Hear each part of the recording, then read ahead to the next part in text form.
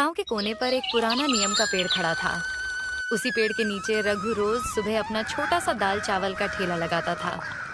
ठेले पर एक बड़ा भगोना दाल का, एक भगोना चावल का और 2-4 कटोरियां।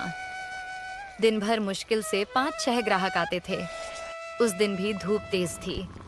रघु अपने ठेले के पास बैठा सोच रहा था कि आज फिर कितना कम धंधा हुआ। तभी एक आदमी जो रोजाना उसके यहाँ खाना खाता था। अरे रघु भाई, तुम ये ठेला चलाकर घर कैसे चलाते हो? रघु ने एक लंबी सांस ली और बोला, क्या बताऊं भैया, मुश्किल से घर का खर्च निकलता है, ऊपर से पुराना कर्ज भी है। अब तो बस इसी में गुजारा कर रहे हैं। अरे यार, दाल चावल बेच के क्या कमाओगे? कभी कुछ नया बनाने का सोचा? नहीं भैया, दूसरा कुछ बनाना आता ही नहीं। खेत भी नहीं है कि खेती करूं, जो आता है वही बेच रहा हूं। देख भाई, अगर आगे बढ़ना है ना तो कुछ अलग करना पड़ेगा। लोग नए स्वाद के पीछे जाते हैं। ये कहकर वो चला गया। रघु की आंखों में सोच के बादल छा गए। सच कह रहा था वो। आखिर क्या बनाऊं जो लोग पसंद करें और अच्छा दाम भी मिले। उसी समय एक महिला अपने छोटे बेटे का हाथ पकड़ कर आई। चल बेटा, दाल चावल खा लेते। नहीं माँ, मुझे दाल चावल नहीं चाहिए, मुझे बिरयानी खानी है।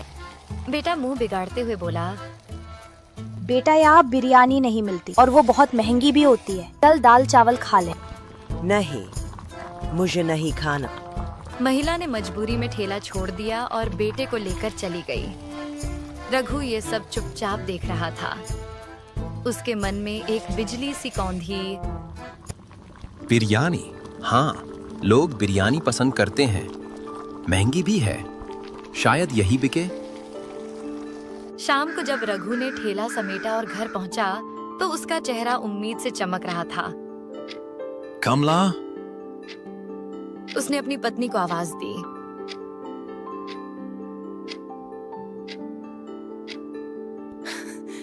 क्या हुआ रघु, आज बड़े खुश लग रहे हो? सोच रहा हूँ कल से ठेले पर बिरयानी बेचें, लोग पसंद भी करेंगे और मुनाफा भी अच्छा होगा। कमला चौंक गई। बिरयानी? लेकिन बनाएगा कौन? मुझे तो नहीं आती। रघु कुछ पल सोचता रहा, फिर बोला, सलीम को क्यों ना पूछूं? वो होटल में काम करता है, उसे तो बिरयानी बनानी आती होगी। वो जरूर सिखा देगा। कमला हंस दी। ठीक है, पूछ लेना। अगर सच में सीख गए तो हो सकता है हमारी किस्मत बदल जाए।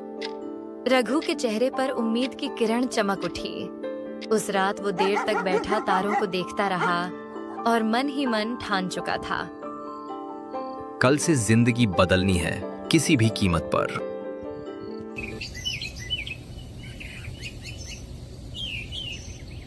अगली सुबह रघु सूरज निकलने से पहले ही उठ गया। चेहरे पर उत्साह साफ झलक रहा था। जल्दी जल्दी नहा धोकर उसने कपड़े पहने और अपने दोस्त सलीम के घर की ओर चल पड़ा। गांव की पगडंडी पर हल्की हल्की धुंध थी, मगर रघु के कदमों में एक नई उम्मीद की रफ्तार थी। सलीम के घर पहुंचते ही दरवाजे पर दस्तक दी। कौन है? अरे रघु, बड़े दिनों बाद आए हो भाई। हाँ यार, काम के चक्कर में समय ही नहीं मिल पाया। सोचा आज आकर तुमसे कुछ जरूरी बात कर लूं। अरे आओ आओ अंदर। सलीम ने उसे चारपाई पर बैठाते हुए कहा, क्या बात है? चेहरे से तो लग रहा है कोई बड़ा फैसला लेने वाले हो। रघु ने गहरी सांस ली। सलीम भाई, तुम्हें पता है मेरी हालत कैसी है? ठेले पर दाल चावल बेच बेच कर गुजारा मुश्किल हो गया है। कर्ज का बोझ भी बढ़ता जा रहा है। सोच रहा हूं कुछ नया करूं और इसी वजह से तुम्हारे पास आया हूं। सलीम ने गंभीर होकर पूछा, क्या मदद चाहिए भाई? जो होगा मैं जरूर करूंगा। रघु ने थोड़ी हिचकिचाहट के बाद कहा, भाई मुझे तुमसे बिरयानी बनाना सीखनी है। सुना है तुम्हारी बिरयानी का जवाब नहीं। सलीम का चेहरा खिल गया। अरे बस इतनी सी बात। ये तो बड़ी आसान चीज है, बताता हूँ। रघु उत्सुकता से उसकी बात सुनने लगा। सलीम बोला, सबसे पहले बताओ, मटन की बिरयानी बनाओगे या चिकन की? मटन की। गांव में लोग मटन ज्यादा पसंद करते हैं। ठीक है। सलीम ने हाथ से इशारा करते हुए समझाना शुरू किया। तो सबसे पहले मटन को अच्छे से धो लेना, फिर उसमें दही, लाल मिर्च पाउडर, खड़े मसाले, तेल, हरी धनिया और पुदीना डालकर अच्छी तरह मिक्स कर दो। इसे कुछ देर मैरिनेट होने दे। रघु उत्सुकता से उसकी बात सुनने लगा। सलीम बोला, जब तक मटन मैरिनेट हो रहा है, तुम चावल उबाल लो। उसमें भी खड़े मसाले और थोड़ा नींबू डालना, इससे खुशबू बढ़ेगी। फिर मटन को धीमी आंच पर पकाना, करीब 90% पक जाए, तब उसके ऊपर चावल डालकर ढक दो। फिर 30 मिनट दम लगाना और तैयार। रघु उत्साह से बोला, अरे भाई, ये तो सच में आसान है, बस सही तरीके से पकाना होगा। हाँ, आसान है, लेकिन याद रखना, दम और धीमी आंच ही असली स्वाद लाती है। अगर ये सीख गए तो यकीन मानो लोग उंगलियां चाटेंगे। रघु की आंखों में चमक आ गई। बस भाई, अब ठान लिया है, मटन बिरयानी का ठेला लगाऊंगा। उम्मीद है कुछ कमाई हो जाएगी। तुम मेहनती हो रघु। यकीन मानो, तेरा ठेला गांव में मशहूर होगा। शुक्रिया भाई, तुमने हिम्मत दी। अब चलता हूँ, कल की तैयारी करनी है। घर लौटकर रघु ने कमला को सब बताया। कमला मुस्कुराई। अच्छा हुआ सलीम ने बता दिया। कल देखते हैं लोग पसंद करते हैं या नहीं। लेकिन दाम क्या रखोगे? 100 रुपया प्लेट रखूंगा, सही मुनाफा होगा। ठीक है, तो फिर अब इसे तैयारी शुरू कर दो। रघु के दिल में नई ऊर्जा थी। उस रात उसने बिरयानी का हर स्टेप बार बार याद किया और अगली सुबह का सपना सजोते हुए तैयारी में लग गया।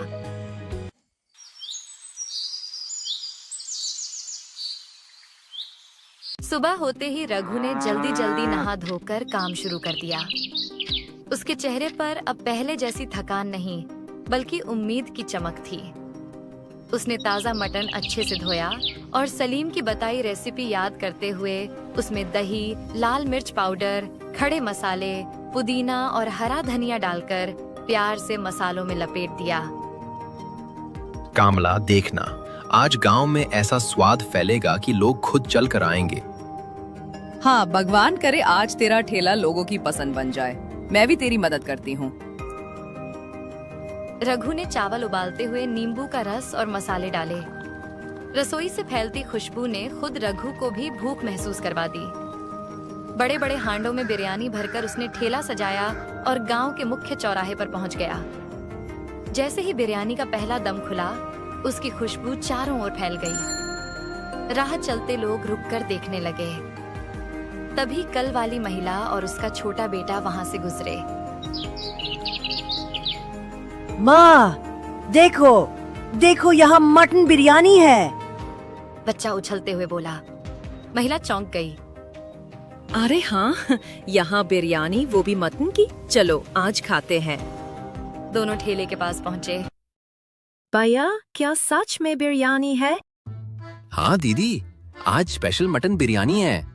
एक बार खाकर देखिए, उंगलियां चाटते रह जाएंगी। अच्छा, कितने की प्लेट है? बस 100 रुपए की एक प्लेट, और उसमें 2 बड़े मटन के पीसेस मिलेंगे। रघु ने प्यार से एक प्लेट परोसी।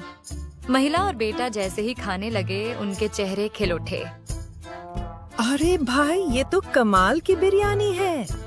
महिला ने चौंक कर कहा। बेटा खुशी से बोला, माँ, ये तो रेस्टोरेंट से भी अच्छी है। एक प्लेट और दे दो। महिला हंसते हुए बोली। रघु के दिल में खुशी की लहर दौड़ गई। उसने तुरंत दूसरी प्लेट बना दी। महिला ने खाते खाते कहा, भैया, अब दाल चावल मत बनाना, तुम्हारी मटन बिरयानी तो लाजवाब है। इसी बीच 2 बुजुर्ग आदमी ठेले के पास आए। अरे रघु, आज क्या मटन का जायका खिला रहे हो सबको? एक ने हंसते हुए पूछा। रघु बोला, काका, सिर्फ मटन नहीं, मटन बिरयानी है। लीजिए चखिए।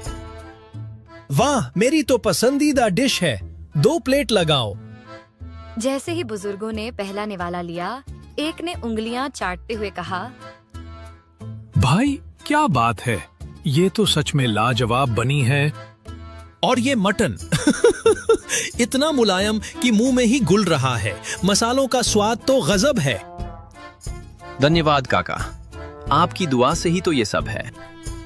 धीरे धीरे ठेले पर भीड़ बढ़ने लगी। लोग खुशबू से खींचे चले आ रहे थे।